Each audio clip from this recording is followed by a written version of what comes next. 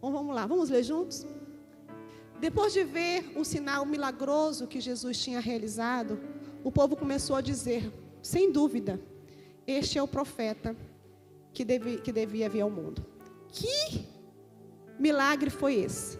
Então a gente vai lá para o versículo 1 desse mesmo capítulo, 14, que a gente vai ver. Algum tempo depois, Jesus partiu para outra margem do mar da Galileia, ou seja, do mar de Tiberíades. E grande multidão continuava a segui-lo, porque vira os sinais milagrosos que ele tinha realizado nos doentes. Então Jesus subiu ao monte e sentou-se com os seus discípulos. Estava próximo à festa judaica da Páscoa. Levantando os olhos e vendo uma grande multidão que se aproximava, Jesus disse a Filipe, onde compraremos pão para esse povo comer? Jesus é engraçado, né? Jesus tem umas piadas com a gente. Olha, discípulo, tudo sem dinheiro. Né? Tudo sem dinheiro. Estava no meio de um deserto. Subiu para um alto do monte, ele olha por discípulos e pergunta, onde compraremos pão para eles comerem? Vamos ver. Fez essa pergunta apenas para pô-lo à prova, pois já tinha em mente o que ia fazer. Filipe lhe respondeu, humildemente. Filipe trabalhava com arquitetura, um homem inteligente, conhecedor de matemática. Respondeu assim, matematicamente, 200 denários não comprariam pão suficiente para que cada um recebesse um pedaço. Um pedaço. Outro discípulo, André, irmão de Simão Pedro, tomou a palavra e disse assim, aqui está um rapaz com 5 pães de cevada e 2 peixinhos. Mas o que é isso para tanta gente? Disse Jesus, mandem o povo assentar-se. Havia muita grama naquele lugar e todos se assentaram. Eram cerca de 5.000 homens. Vamos fazer a conta de 5 pães, 2 peixinhos e 5.000 homens.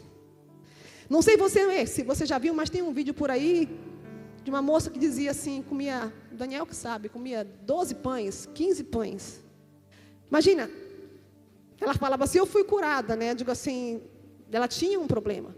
E ela tem um vídeo que ela fala sobre isso. Agora imagina o que é 5 pães para 5.000 pessoas. Então Jesus partiu os pães, deu graça e o repartiu entre os que estavam assentados, tanto quanto queriam. Olha só, vou repetir isso para você. Então Jesus tomou os pães, deu graça e os repartiu entre os que estavam assentados. A frase que eu quero que você preste atenção nesse versículo agora é, tanto quanto queriam. Existe aqui nessa passagem dizendo que, a gente tem essa ideia, que cada um pegou um pedaço de pão, né? Foi passando o cestinho, cada um pegou um pedaço. Não é isso. A Bíblia diz que cada um pegou o tanto que queria para lhe saciar a fome. Milagre pouco não é. E fez mesmo com os peixes. E Jesus gostava de um peixinho, gente. Eu gosto, que eu sou do Amazonas, e o Amazonas ele gosta de um peixinho com farinha, o amazonense. Temos dentre nós alguns companheiros de guerra da farinha, né? Alguns amazonenses presentes aqui. Depois que todos receberam o suficiente para comer, disse aos seus discípulos, ajuntem os pedaços. Olha, que coisa, né? Gente, é para rir, né? Vamos rir. Bora rir. Depois que se serviram, que comeram, disse aos discípulos, ajuntem os pedaços que sobraram. E que nada seja desperdiçado. Era 5 pães, 2 peixinhos, 5.000 homens. Você pode pegar, depois de repartir dos pães, o tanto que te saciar, você pode pegar. E Jesus ainda depois fala assim, vai lá e recolhe o que sobrou. Então eles os ajuntaram e encheram 12 cestos com um pedaço dos pães, dos 5 pães de cevada. Ou seja, não sobrou peixe. Que fique claro. Comeram o peixe todinho. O peixe não sobrou. Agora pão sobrou. Deixados por eles, por aqueles que tinham comido. Depois de ver o sinal milagroso que Jesus tinha realizado, o povo começou a dizer, sem dúvida, este é o profeta que deveria vir ao mundo. Amém? Amém? Esse é um milagre que Jesus fez, que ele está nos 4 evangelhos. Ele está presente nos 3 evangelhos sinóticos, Mateus, Marcos e Lucas, e está presente em João. O que são evangelhos sinóticos? São aqueles evangelhos que eles falam a mesma coisa, só que muito parecido. Muito, muito parecido. Então a gente chama de evangelhos sinóticos, Mateus, Marcos e Lucas. E João, ele escreve diferente, ele coloca um amor a mais, ele coloca um coração a mais na escrita, ele coloca uma emoção a mais naquela escrita. Então, esse testemunho, esse milagre, é conhecido também como um milagre que teve mais pessoas como testemunhas. Que foi um milagre público, o maior milagre público que Jesus fez. E ali ele já tinha curado cegos, com certeza, várias pessoas. Mas o maior milagre público de Jesus foi esse. E João escreve com detalhes. E existem algumas perguntas que eu me fiz durante essa pregação e fiz ao Espírito Santo, para que eu pudesse trazer isso para vocês. 20 mil homens é a contagem, 20 mil pessoas. É a expectativa de que realmente tinha naquele lugar. 5 mil apenas homens. Nos outros evangelhos a gente vai ver que eles dizem assim: 5 mil apenas homens. Teólogos acreditam que haviam 20 mil pessoas naquele lugar. 20 mil, repita comigo, 20 mil. 5 pães, 2 peixes. Para 20 mil pessoas. E o detalhe é que Jesus ainda olha para os discípulos e fala assim: deem a eles o que comer. No Evangelho de Marcos, Jesus fala claramente para os discípulos, quando os discípulos falam assim para ele: Jesus, está tarde, está de noite, despede esse povo, manda esse povo comer alguma coisa, comprar alguma coisa. Está ficando escuro. Jesus, tu sabe que no deserto de noite a temperatura cai muito. E se você não sabe, de manhã, de dia pode chegar a 38, 40 graus. E à noite pode cair bruscamente para 4 graus ou até menos 4 graus. Então tinham crianças. E Jesus os discípulos, deviam estar tentando dar um toque para Jesus. E falar assim: Jesus, por favor, preste atenção. Você está muito ocupado. Você está muito tempo cansado. É muita gente, não dá para a gente orar por todo mundo. Despede esse povo agora. E o que Jesus fala é: sirvam comida para eles. Aí deu o que o pessoal daqui fala de stall, Lucas Almeida? Deu um bug, deu um chute, como falava na minha época, na cabeça dos discípulos. Como assim nós temos que alimentar esse povo, Jesus? Tu sabe que nós não temos condição para fazer isso. Nem se nós tivéssemos 200 denários a gente poderia fazer isso. Mas sabe por que Jesus estava naquele lugar, naquela hora? Quando a gente lê Marcos, Mateus, a gente percebe que versículos antes, os discípulos estavam muito cansados. Eles não tinham tempo nem para comer, de tanto que estavam ocupados com a causa do reino, orando, ministrando. E a Bíblia fala claramente: os discípulos não tinham tempo nem para comer, tão envolvidos que estavam na obra do Senhor, tão comprometidos com a obra do Senhor. Mas havia mais um adendo naquela situação. Jesus tinha acabado de descobrir que seu primo havia morrido, João Batista. Ele tinha acabado de saber que seu primo tinha sido decapitado e que sua cabeça havia sido oferecida numa bandeja para a filha de Herodias. Então Jesus estava emocionalmente triste com a notícia, porque é um ser humano, é uma pessoa. Estava na forma de homem e ele tem sentimentos. E nós temos sentimentos porque herdamos do Pai o sentimento que nos deu quando nos criou. Mas havia uma outra coisa: os discípulos estavam cansados. Então Jesus fala para eles assim: vamos para um outro lugar que eu vou levar vocês para descansar. A Bíblia fala que eles entraram no barco e saíram para descansar, para dormir. Tem um tempo de férias, sabe? É tão bom férias, né? Oh, aleluia. Tão gostoso descansar. E eles estavam precisando de um descanso. Só que quando eles chegaram do outro lado, a multidão que acompanhava eles aqui já tinham chegado lá primeiro. Sabe por quê? Porque quando você tem sede, você vai atrás da água. Quando você tem fome, você vai atrás de quê? De comida. Quando eu conheci o Randy Clark pela primeira vez, eu e Paulo, e mudou toda a nossa vida ministerial, tudo que nós acreditávamos, mudou muito, aumentou muito a nossa fé. Nós estávamos no Amazonas, e aquela igreja com quase 8.000 pessoas cheias, nós éramos uma formiga diante daquela situação. Mas quando foi no final do culto, já depois de Paulo, por um movimento do Espírito Santo, acabou traduzindo para o Randy Clark naquela noite mesmo, sem conhecê-lo. Mas quando acabou o culto, nós queríamos saber em que hotel ele estava. Porque a gente queria saber quem era esse homem. Aí ele estava no Hotel Tropical. Peraí, Paulo, atrevido, ligou para o Hotel Tropical. Eu gostaria de falar com o Mr. Randy Clark. Para já, vou passar para o quarto. Passou para o quarto dele. E o Paulo batendo papo no telefone com o Randy Clark. Pela primeira vez ali, depois daquele culto. E no outro dia nós fomos no culto novamente. E depois eles foram comer numa pizzaria com mais de 100 americanos juntos. Onde é que vocês vão comer? Tal lugar. Chego lá já. Já chegamos nós assim, atrevidos, sem dinheiro, gente. A gente não foi para comer, a gente foi para outro tipo de alimento. E a gente não comeu naquele lugar. A gente foi importunar para receber mais da presença de Deus através da vida daquele homem. E recebemos. Porque não adianta você dizer que você tem sede e fome e não correr para o lugar onde tem a água, nem para o lugar onde está a comida. Porque no final das contas, o que vai valer na sua vida não é você ter dito que você teve fome e que você teve sede, mas o tanto que você correu para beber água e o tanto que você se desesperou para comer do pão da vida. É o tanto de desespero que nós temos. É o tanto de fome que nós temos. É o tanto de sede que nós temos.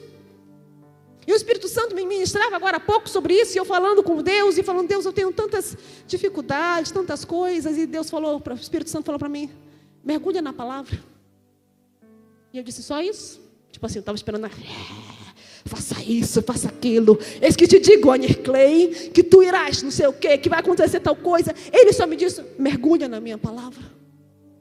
Porque se você tiver sede e fome de mim todos os dias, o que você precisa ser curado será curado. O que você tem em desespero será acalmado. A tua fome será saciada e a tua sede será totalmente saciada pela fonte que sai dele.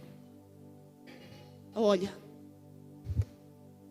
já vou deixar quieto, porque o Espírito Santo está falando algumas coisas, mas eu sei que ele vai fazer essa noite, essa manhã. Falar nisso, à noite não tem culto, hein, gente? É só de manhã. Oh, aleluia. Vem Espírito Santo de Deus. Naquela situação, então, acontece milagre. Mas eu quero te mostrar o lado que ninguém vê desse milagre. E é sobre isso que eu quero falar hoje. O lado que ninguém viu.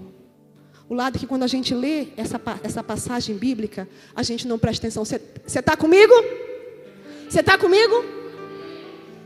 Se havia 5.000 homens naquele lugar, além de mulheres e crianças, me responda uma coisa: como que só uma pessoa podia ter pães e peixe? A gente vê em Lucas, em Mateus, em Marcos, Jesus fala assim: vai lá, pergunta se tem comida. Então quer dizer que os discípulos foram enviados no meio de uma multidão de cerca de 20.000 pessoas para perguntar: ei, você tem comida aí? Oi! Ei, nesse grupo aí, tem comida? Não! Tem pão aí? Não! Tem uma fruta, uma tâmara? Tem alguma coisa? Tem um peixinho? Não. Me responda você. Você acredita mesmo que no meio daquela multidão só havia uma pessoa com pão?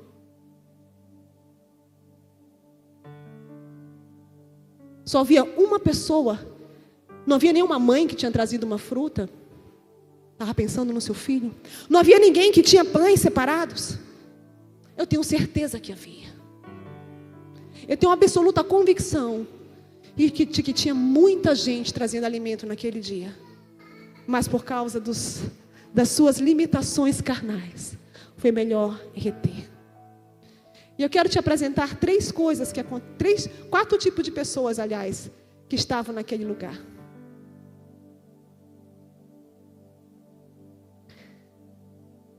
Primeira pessoa que estava naquele lugar. Aquele que não trouxe nada, porque não tinha, mas estava com o coração cheio de gratidão. Ele queria ajudar.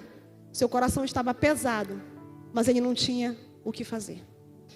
Quando eu e Paulo éramos missionários, já falei, Deus nunca deixou faltar nada, mas não tínhamos uma vida regalada.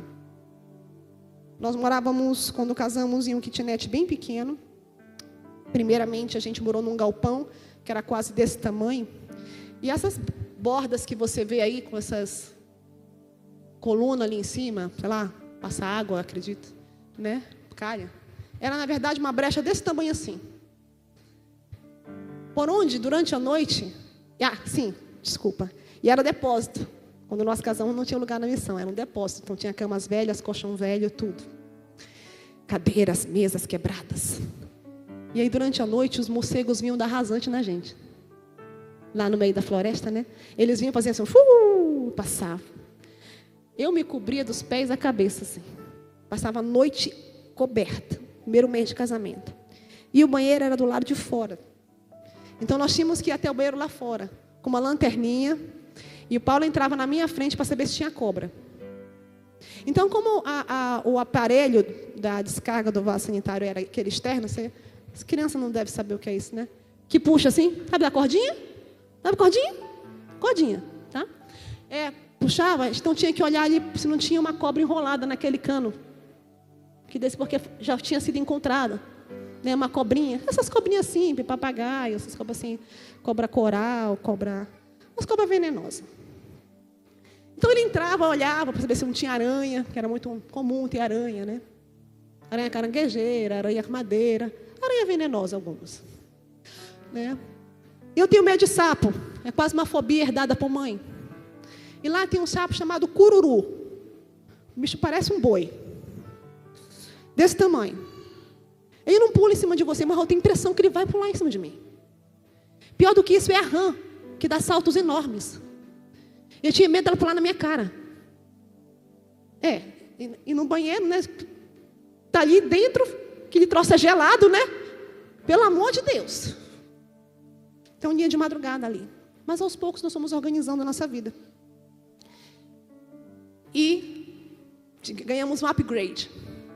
Fomos para um kitnet. 4x4 praticamente. Eu acho que era 4x6. Tinha uma cama, tinha um armarinho que a gente colocou na parede penduradinho, tudo lindinho. E um banheirinho, geladeirinha. Nós aparelhamos o quarto. Nós aparelhamos o quadrado. E ficamos ali na missão. E quando nós saímos da missão, sim, não tinha cozinha dentro, tá? Nós tínhamos que andar até lá embaixo para lavar louça numa pia coletiva. Nós saímos da missão, nós levamos tudo isso, e todos os lugares que nós passamos, parecia tão grande, parecia uma mansão, porque era tudo tão bem arrumado. E nós levamos para outro lugar, mas nós conhecemos um casal de missionários argentinos chamado Pablo e Salma. Ele era médico, formado na Argentina. Chamado missionário, largou tudo para viver em missões e vivia nos barcos, nos ribeirinhos. E assim ficou por quase mais de 2 décadas. Fazendo isso. Mais de 2 décadas. Antes de eu casar, ele já fazia isso. E quando nós viemos para cá, que Deus nos chamou para missões, para um trabalho aqui em Londrina, a minha cabeça pensou igual do Felipe. Bora vender para fazer dinheiro, para ter pelo menos o que comprar lá, porque a gente não tem como. E a cabeça de Paulo já era mais assim para Jesus, né? Falou assim, não, vamos dar tudo que a gente tem. Digo, mas homem, é o seguinte, não faz dinheiro se a gente der. E ele dizia assim, mas na matemática do reino faz. Na matemática do reino faz. E nós demos tudo para esse casal. E viemos para cá praticamente sem nada. Nós queríamos fazer algo. Nós queríamos dar, abençoar. E o Senhor nos deu infinitamente mais aqui. Nós não tínhamos família, nós não tínhamos amigos aqui, mas o Senhor nos deu vocês. Na matemática do reino é assim: quando você se entrega para Ele, Deus dá tudo o que você precisa e mais um pouco. Eu lembro que eu tinha um vestido na missão que eu queria abençoar uma pessoa carente. E eu tinha entendido algo, que se eu desse para aquela pessoa, Deus ia me dar o mesmo vestido em algum momento. Nunca recebi o mesmo vestido de Deus. Eu descobri que não é assim que funciona. Quando nós abrimos a mão para Deus, gente, presta atenção, não estou falando de dinheiro. Eu vou falar bem claro. A minha pregação não é sobre dinheiro. Não vou falando sobre dinheiro. Não é sobre isso. É sobre o coração de Deus. É sobre a generosidade de Deus.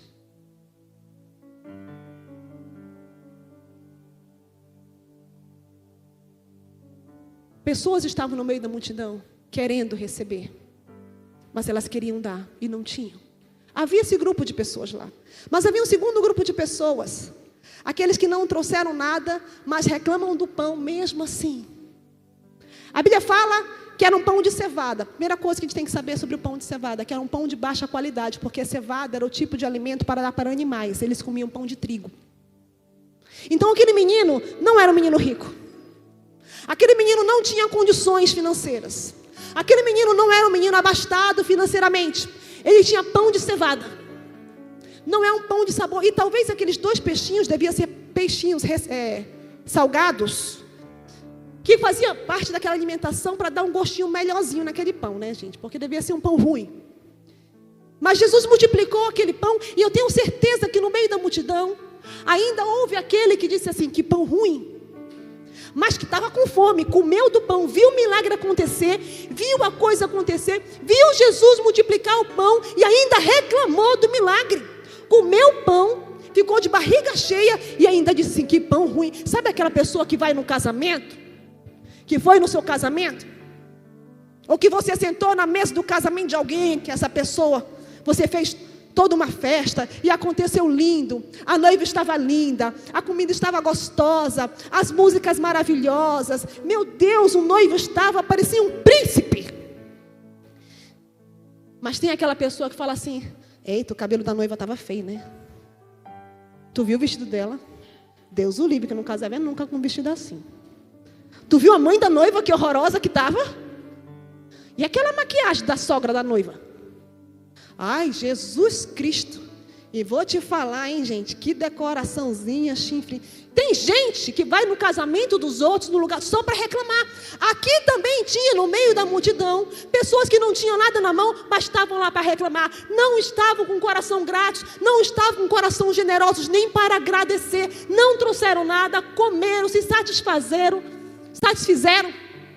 Fala direito. E ainda reclamaram. Porque a ingratidão, ela é o oposto da generosidade. A ingratidão é o oposto do coração aberto para Deus. A ingratidão é o oposto das bênçãos do Pai. Também tinha esse grupo de gente aqui. E aí tinha um terceiro tipo. Aquele que tem, mas não compartilha. Porque com certeza, no meio daquela multidão, tinha pessoas que falaram assim: não, deixa aqui, deixa quieto. Tem comida aí? Tem não. Tem aí? Não. Tem não? Uhum. Não tem não. Ah, mas eu tenho que guardar porque vai faltar para amanhã. Lá no deserto, Deus já havia provado o povo sobre a miséria do coração.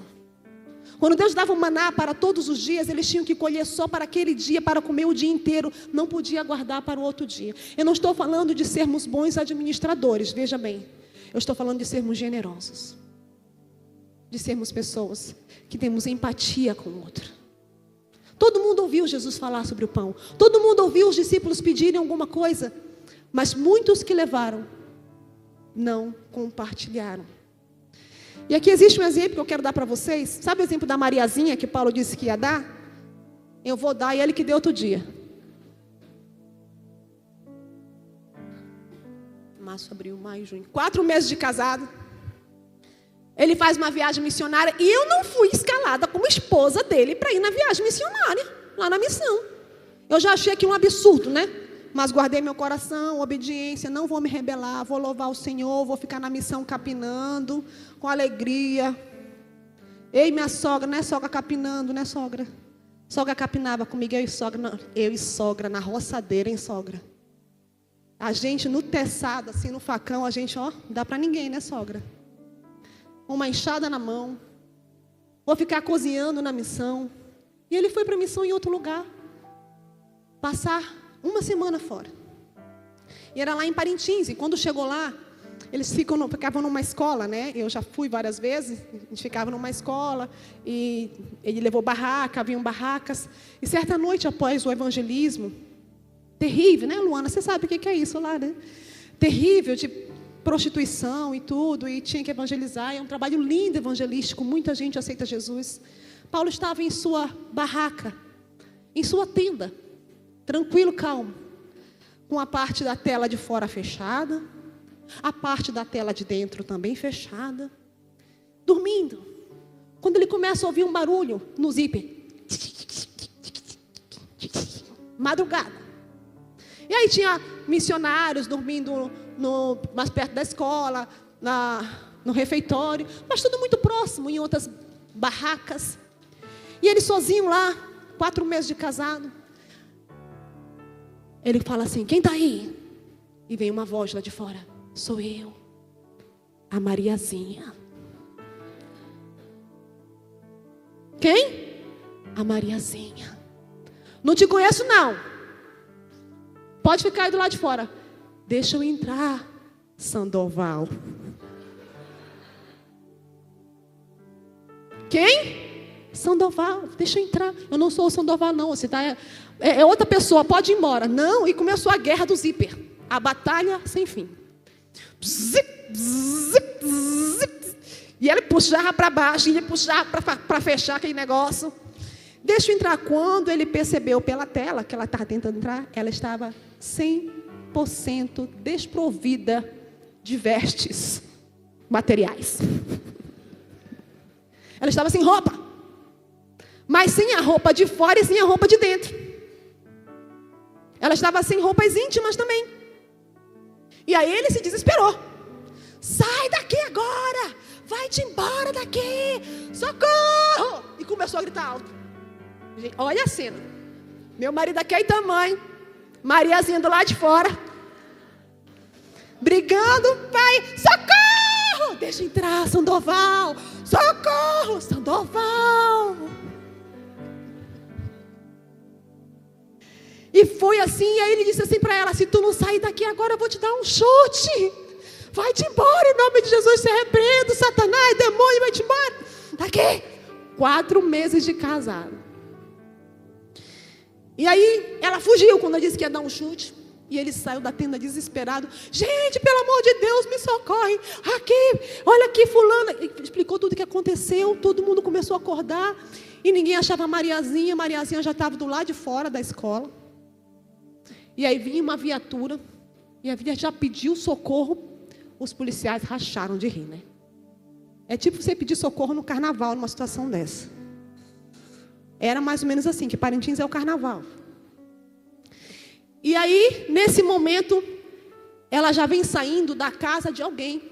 Porque Mariazinha pulou o muro de uma casa, a porta estava aberta e deitou entre um casal. O casal acordou desesperado.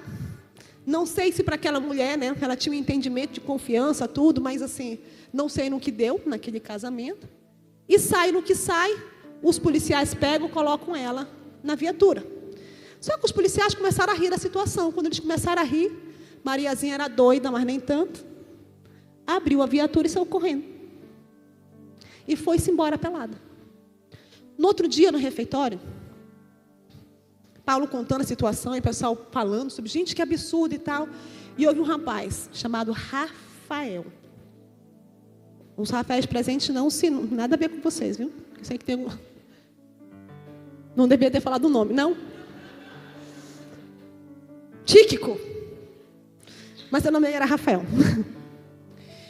E ele disse assim para mim: Paulo perguntando, poxa, ninguém viu, eu gritei tanto, gritei tanto, gritei tanto. Ninguém me ouviu, gente. Está todo mundo mudo espiritualmente. E o Rafa falou assim, eu ouvi. Não só ouvi, como vi tudo. E Paulo disse, por que você não me ajudou? Ele tinha como me ajudar. Ele tinha alguma coisa nas mãos que ele poderia fazer. Ele tinha. E a mensagem de hoje é o que tem em tuas mãos, né? E ele disse assim, porque eu queria saber até onde você iria, se você iria cair em pecado ou não. Meu irmão, se nós somos corpo de Cristo, a gente não espera a pessoa cair no pecado. A gente avança e tira ela de lá. A gente é generoso para salvar. A gente é generoso para agir. A gente tem o que fazer e a gente faz. Mas às vezes nós temos algo para fazer e a gente não age. Nós não nos movemos. Mas havia ainda a última pessoa da situação. A quarta pessoa. O jovem que tinha alimento, 5 pães e 2 peixes, e levou para Jesus. Era pouco. Mas no movimento de colaborar, de fazer, de corresponder com o reino, dizer assim, eu estou aqui, Deus, só me usa, eu quero ter o privilégio de ser usado. Ele disse assim, eu tenho 5 pães e 2 peixes, serve? O discípulo deve ter falado assim, é só o que tem, então vamos embora. Vamos levar para Jesus lá. E o milagre acontece. Como vocês sabem, a minha sogra está com câncer. Está fazendo quimioterapia toda sexta-feira.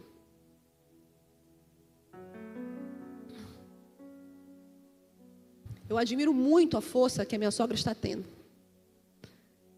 Paulo está viajando e ela foi ficar lá em casa para me ajudar. Me ajudar com a comida, me ajudar com as crianças.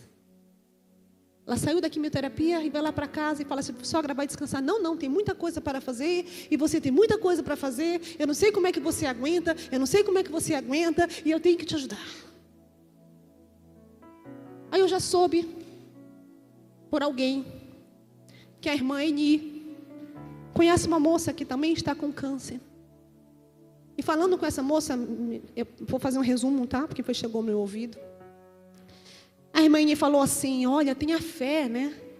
Tem uma mulher na nossa igreja, que ela também está com câncer. E ela tem tido uma fé tão grande, uma convicção tão grande, de que ela ainda pode fazer mais, né? De que ela ainda pode agir, de que ela pode fazer coisas para Deus. Creia. Quem é? Socorro o nome dela. Como ela é assim. Mostrou a foto, não foi essa daqui? Eu disse, é essa. Gente, a minha sogra está mais conhecida no hospital, acho que do que o prefeito em Londrina. Ela sai do carro, eu deixo ela na porta, a gente deixa ela na porta do hospital do câncer. E a minha sogra desce, como se estivesse indo para um shopping. A primeira vez que eu vi, eu não entendi. Eu não entendi. Disse, como ela pode estar assim? Ela está com câncer. Ela está fazendo quimioterapia. Sabe quando ela chega no hospital do câncer? Ela chega assim, eu estou chegando para a minha missão. Estufa o peito. Se arruma para fazer quimioterapia.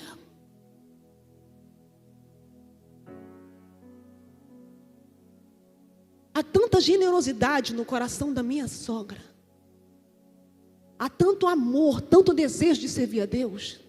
E não tem a ver com dinheiro, tem a ver com o que ela tem nas mãos. É isso que eu tenho nas mãos. Ela tem 5 pães e 2 peixes. Então ela está dando para Jesus 5 pães e 2 peixes, para Jesus fazer milagre naquele hospital. Ela está entregando para Jesus o melhor dela. O câncer não diminuiu muito ainda, mas a fé da minha sogra aumentou. O câncer diminuiu muito pouco, mas a fé da minha sogra multiplicou.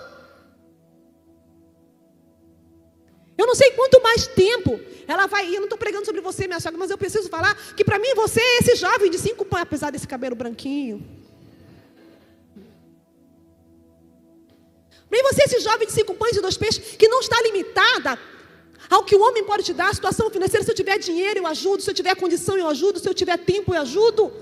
Eu ajudo onde eu estou. Eu falo do meu Deus onde eu estiver. Eu quero viver a verdade do Evangelho. E viver a verdade do Evangelho é na condição que você está. E que pode não ser boa, porque vamos combinar, ter câncer não é bom. Estar com câncer não é legal. Estar fazendo quimioterapia não é bom. Quando ela começou a perder o cabelo, a Sara que me contou, vovó está perdendo o cabelo. A Sara estava na casa dela. Tá quanto, a Sara? Muito. Muito quanto? Muito. Um dia ela estava em casa e perguntei, sogra, está perdendo o cabelo? Estou um pouco. Um pouco quanto? Ela passou a mão assim. Eu olhei e fiz aquela cara de psicóloga. É do processo, né, sogra? Meu coração assim.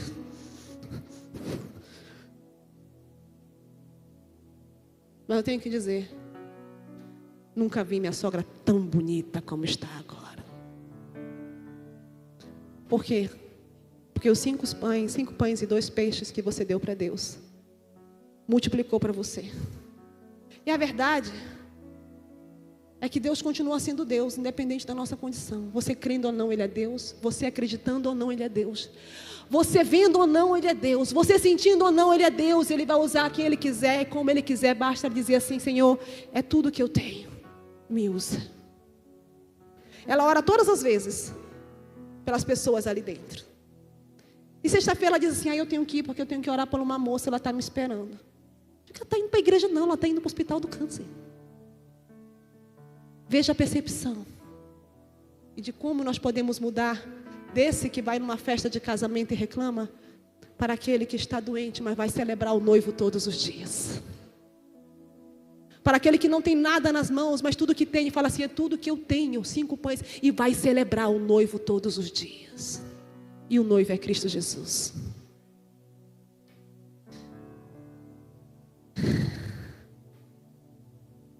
Não é sobre dinheiro. Nunca foi. Nunca foi sobre dinheiro. É sobre o seu coração. Nunca foi sobre dinheiro. Nunca foi sobre dinheiro. Nunca foi sobre dinheiro. É sobre o meu coração. Nunca foi sobre posse e sobre bens. É sobre o meu coração.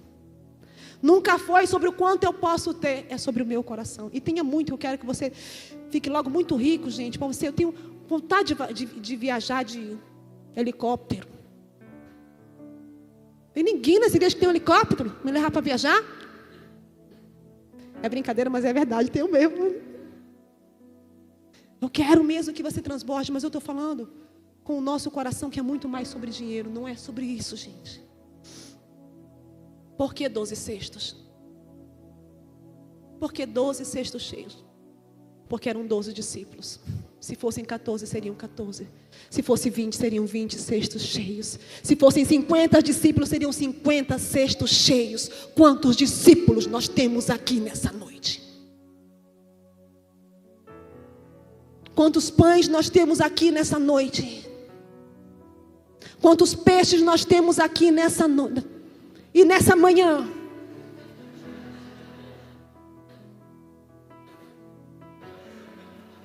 Aleluia. Oh, Jesus.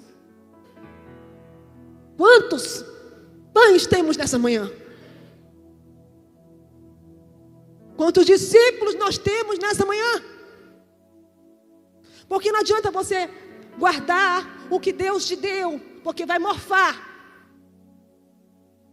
Mas quando você contribui, quando você distribui, o Senhor multiplica, os outros comem, se alimentam, você se alimenta e ainda sobra.